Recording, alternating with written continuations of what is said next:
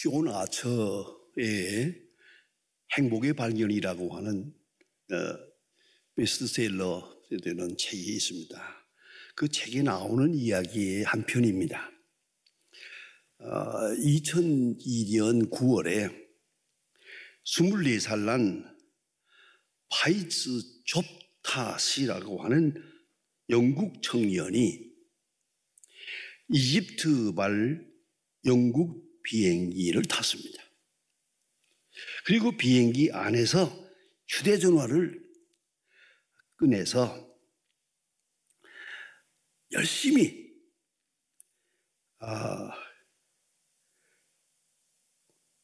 테트리스 게임을 했습니다. 이제 그 승무원이 가까이 가서 안 된다고 그 휴대전화 끄세요. 이것은 이 통신 시스템에 지장이 있기 때문에 비행기 안에서 이 휴대전화를 하는 것은 절대 안 됩니다. 라고 이렇게 권유했지만은 막무가내입니다. 아무리 권면을 해도 정신없이 테트리스 게임을 했습니다. 결국은 체포돼 가지고 4개월 징역 선고를 했습니다. 여러분, 휴대전화로 테트리스 게임을 한다.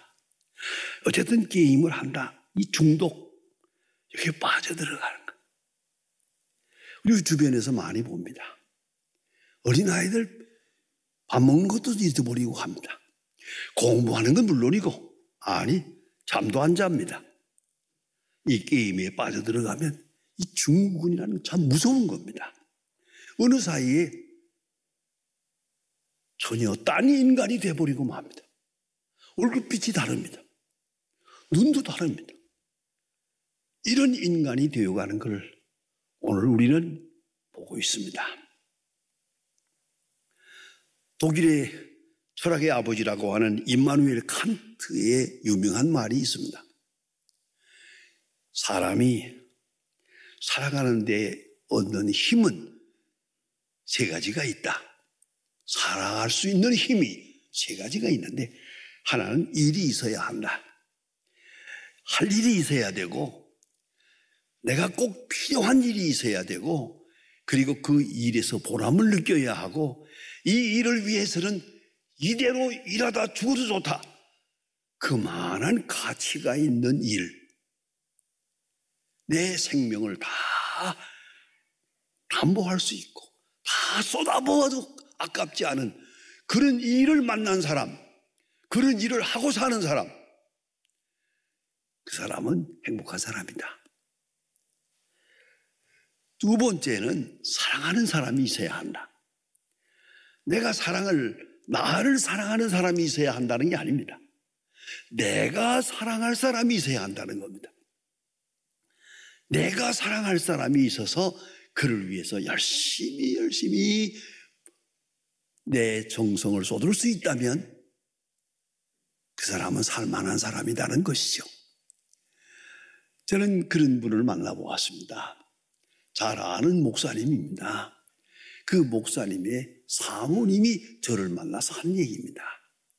그 목사님이 미국 유학을 갔다가 차 사고가 나가지고 이 식물인간이 됐어요. 식물인간이 돼서 13년 동안 누워 있습니다. 세수를 시켜도 모르고 음식을 갖다 넣으면 넘기고 이렇게 하면서 13년을 살았어요. 얼마나 지루하겠어요.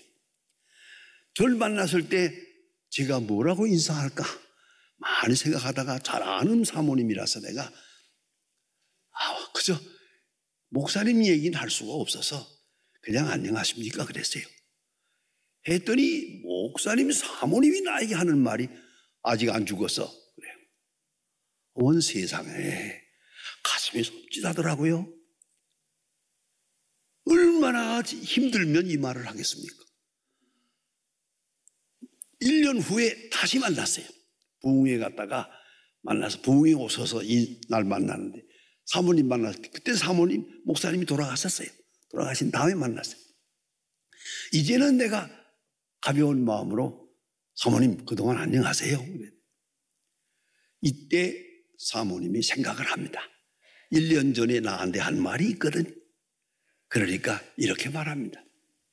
목사님, 저희 목사님이 살아계실 때는 식문일간으로 살아계실 때 저 사람은 왜 살아가지고 날 괴롭히나? 언제까지 나를 이렇게 힘들게 만들 건가? 라고 생각했습니다. 그러나 딱 돌아가시고 나니까 이제는 내가 살아야 할 이유가 없습니다. 라고 하면서 제 손을 잡고 울었습니다. 두고두고 생각합니다. 내가 사랑해야 될 사람이 없으면 내가 살아야 할 이유가 없어. 이게 얼마나 중요한 얘기입니까? 사랑이란 이런 겁니다. 사랑받는 데 대해서 신경을 쓰는 이런 마음 가지고는 행복할 수 없습니다. 사랑의 대상이 있어야 됩니다. 누구를 사랑하든 사랑해야 되는데 거기다가 사랑을 쏟아부어서 낙심하지 않을 수 있는 그런 사랑의 대상이 있는 사람, 이 사람이 살만한 사람이다. 임마누엘 칸트는 말합니다. 세 번째가 있습니다. 소망의 문제다. 소망이 없는 인내는 지옥이다. 소망은 약속이다. 하나님의 약속이 없는 소망은 거품이요. 약속과 소망이 있을 때 나의 삶은 의미가 있는 것이다. 그래서 소망을, 미래를 향한 확실한 약속을 바라보고 산 거기에 행복이 있는 것이다. 소망이 흐려지면 오늘 어떠한 인분에서도 그는 행복할 수가 없다 하는 말이 됩니다.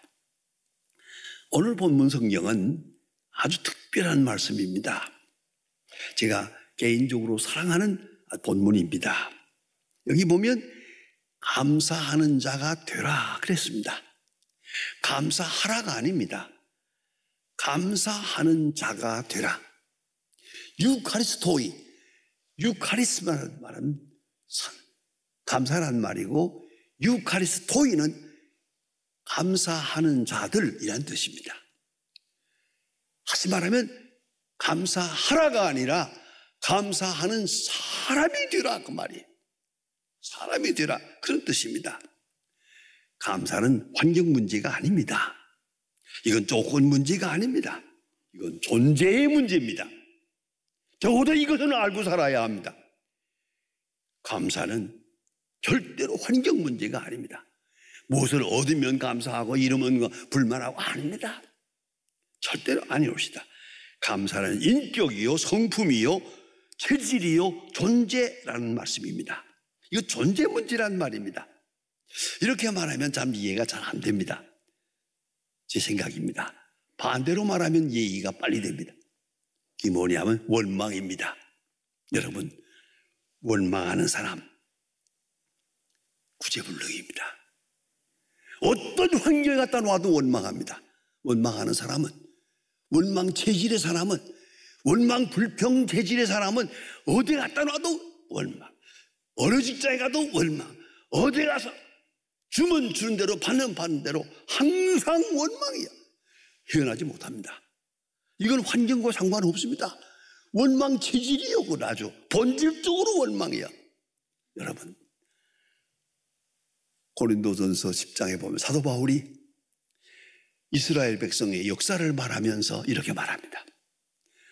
이스라엘 백성들, 우리 조상들 애굽에서 큰 은혜를 받고 감사하며 찬송하며 홍해를 건너며 영광되게 출애굽을 했지만은 조그마한 일 당할 때마다 또 원망하고 또 원망하고 또 원망하다가 죽었느니라.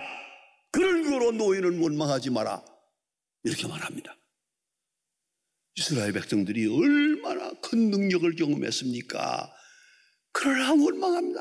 물이 없다고 원망하고, 물이 쓰다고 원망하고, 심지어는 고기 먹고 싶다고 원망하고, 별로 다음에 심지어는요, 부추를 못 먹었다고 원망했어요. 왜 먹냐니까 경력이 감퇴된다나 별소리 다 해서요. 원망. 여러분 지내보시지 않습니까? 원망하는 사람 구제할 길이 없습니다. 무슨 말도 달래지 못합니다. 저거는요, 주면 준 대로 받은 대로 더 원망합니다. 원망 체질, 구제불능입니다. 그러면 여기에 반대가 뭡니까? 감사 체질, 범사에 감사하는 사람이 되는 거죠. 감사하는 자가 되라. 아주 중요한 말이에요. 감사는 환경 문제가 아니다. 어떤 조건의 문제가 아니고 존재 문제다. 이건 중생의 문제다. 이걸 깨닫고 살아야 합니다. 오늘 본문에서 보는지만은 사도 바울, 감사하는 자의 대표도 합니다. 그는 범사에 감사했습니다. 항상 기뻐하라, 쉬지 말고 기도하라, 범사에 감사요. 세 마디를 가만히 들어보세요. 조건과 관계가 없다는 얘기죠. 범사에 감사. 기쁨, 항상 기쁨. 기도, 쉬지 말고 기도. 환경과 관계없는 거예요.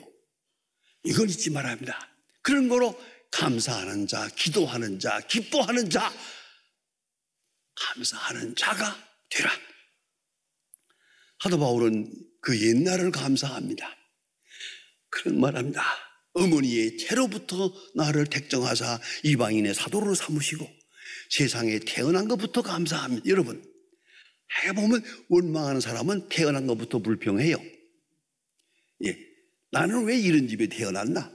왜 저런 집에 태어나지 못하고? 이렇게 생각합니다. 아니옵시다. 여러분 꼭 잊지 말아야 돼요. 사람은 기본적으로 이 집에 태어난 것 자체부터 감사할 수 있어야 됩니다. 왜 하필이면 이 아버지 이 어머니야? 왜 이런 사람들에게서 내가 태어난다? 이제 죽을 때까지 그 원망 벗어나지 못합니다. 이 어머니에게서 태어난 것을 감사하고 이 아버지의 자녀가 된 것을 감사하게 됩니다. 거기서부터 출발하는 겁니다. 사도 바울은 말합니다. 어머니의 태로부터 택정함을 받아 내가 이방인의 사도가 되었노라. 과거에 주신 은혜, 내가 세상에 태어나기 전부터 주신 은혜, 내가 아무것도 모를 때 유치할 때부터 받은 은혜, 그것을 다 선택적 은혜로 감사하고 있습니다. 그런가 하면 로마서 7장에 유명한 얘기가 있죠. 오호라 나는 곤고한 사람이로다.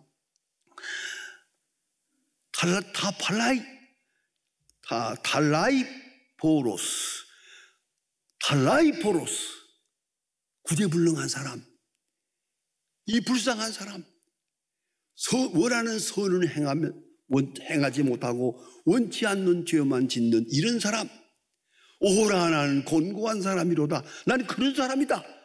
나는 구제불능하다.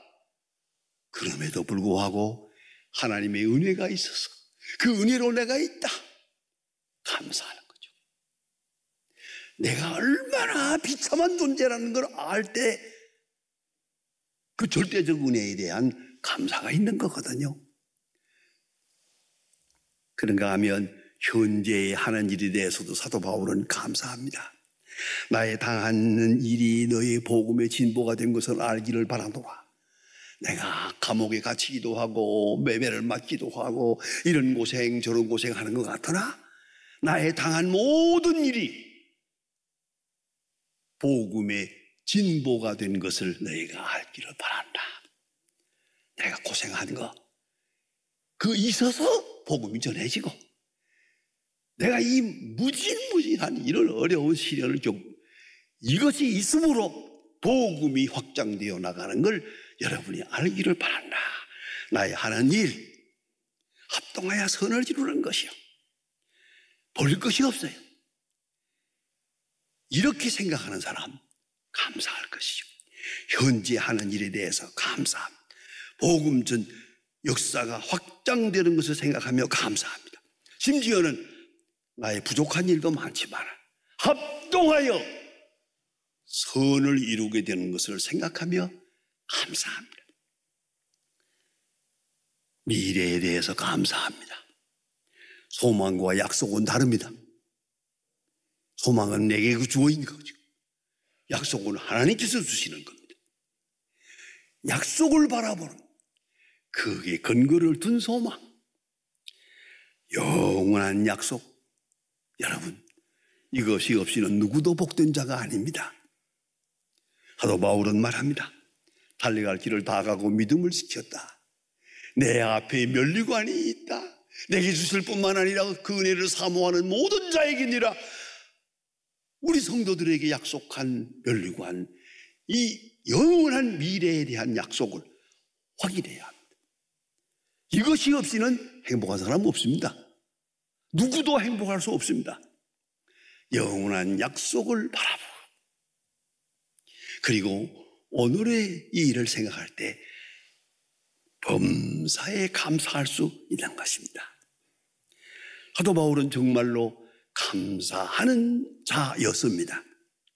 빌립보 1장 3절에서 말합니다. 내가 너희를 생각할 때마다 감사하고 기도할 때마다 감사함으로 기도한다. 전 생각합니다. 바울이 이렇게 말하면서 지금 감옥에 있거든요, 현재. 그 무진한 고생을 하면서도 생각할 때마다 감사하고. 여러분 어떻습니까? 우리는 반대예요. 생각할 때마다 원망이고. 사도 바울은 아닙니다. 생각할 때마다 감사하고 기도할 때마다 기쁨으로 간구하고. 여러분, 기도가 능물바다예요. 기도가 하나님 원망하는 거예요. 어떤 사람들 보니까 하나님을 향해서 주먹질하도 말이야. 주먹질하면서 기도하는 거야. 왜 안 주십니까? 이건 뭐 하는 짓이에요? 기쁨으로 간구하는 것. 이게 체질이에요. 사도 바울은 생각할 때마다라는 말을 좀 어렵게 해석하면 이성이 구원받았다는 뜻이에요. 구원받은 이성이에요. 이리 생각해도 감사하고 저리 생각해도 감사하고 이런 생각이거든요. 뭐 틈이 없어요. 이쪽으로 생각해봐도 감사하고 저리 생각해도 감사하고 이런 생각 자체, 그 이성 자체가, 이성 기능 자체가 구원을 받은 거예요. 그런 사람, 그런가 하면 기도할 때마다 경건입니다. 하나님 앞에 무릎을 꿇을 때마다 원망과 불평과 무슨 많은 소원과 이런 거 없어요. 감사합니다. 그 한마디 속에 다 끝난 거예요. 기도는 끝났어요. 감사합니다. 끝난 거예요. 이러한 재질, 사도 바울은 말합니다. 생각과 감성과 경건이 다 구원받은 그 은혜의 사람됨을 말하는 것입니다. 감사하는 자가 되기 위해서는 늘 기도해야 됩니다. 늘 행복을 확인해야 됩니다. 감사를 생활화해야 됩니다. 그래서 체질화되어야 됩니다. 오늘 본문 성경에서는 이 문제를 자세하게 우리 설명해 줍니다. 그리스도의 평강이 너의 마음을 주관하게 하라. 여러분, 게임이 나를 지배하는 게 아니고 욕심이 나를 지배하는 게 아니고 질투, 절망이 지배하는 게 아니야. 그리스도의 평강이 내 마음을 지배. 그리스도의 평강이 나의 마음을 지배하고. 예수님 말씀하셨습니다. 나의 평안을 너에게 주노라. 세상에 주는 것과 다르다. 십자가에 돌아가시기 불과 몇 시간 전에 말씀하십니다. 제자들 앞에서. 나의 평안을 너희에게 주노라. 세상이 주는 것과 다르다. 그런 평안, 십자가를 앞에 놓고 예수님의 마음속에 있었던 그 거룩한 평안, 그 평강, 그것이 너의 마음을 주관하게 하라. 돈과 욕심과 명예와 세상 일이 아니고 그리스도의 마음, 그리스도의 평강이 내 마음을 주관하게 하라. 그러니까, 그리고 그리스도의 말씀이 너의 속에 있게 하라. 항상 묵상하는, 하나님의 말씀을 묵상해야 됩니다. 묵상에서 떠날 때 우리가 잘못되는 걸 너무나 많이 체험하고 있습니다. 그리고 하나님을 찬양해야 됩니다. 찬양할 때 어두움을 이길 수 있어요. 찬양할 때 절망을 이길 수 있어요. 찬송이 끝이지 않아야 합니다. 전 종종 자다가도 생각이 나고 가끔 생각이 납니다. 우리 어머니가 그 부엌에서 그 어려운 환경에서 일하시면서 부르던 찬송, 그 찬송 소리가 귀에 들립니다. 찬송. 필립 얀시라고 하는 분이 쓴 재미있는 책이 있습니다. 예수님이 읽으신 성경이라고 하는 책에 나오는 한 편의 얘기입니다. 어떤 소년이 예언자에게 와서 예언자를 향해 말했습니다. 예언자께서는 15년 동안이나 예언을 하셨는데 달라진 것이 아무것도 없는데 아직도 더 예언을 계속하실 것입니까? 그럴 때 예언자는 말했습니다. 내 예언하는 목적은 세상을 바꾸는 것이 위한 것이 아니고 세상이 나를 바꾸지 못하게 하기 위한 것이다.